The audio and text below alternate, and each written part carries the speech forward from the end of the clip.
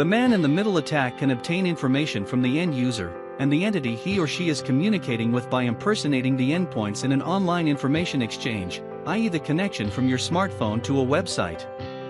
For example, if you are banking online, the man in the middle would communicate with you by impersonating your bank, and communicate with the bank by impersonating you.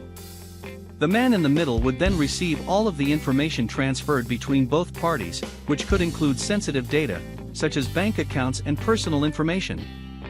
Normally, a man in the middle gains access through a non-encrypted wireless access point, i.e. one that doesn't use proper security measures.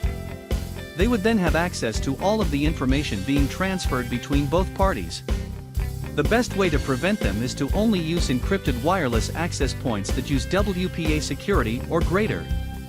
If you need to connect to a website, make sure it uses an HTTPS connection or, for better security, consider investing in a virtual private network, VPN. This will help protect you from man-in-the-middle attacks along with a number of other cybersecurity threats.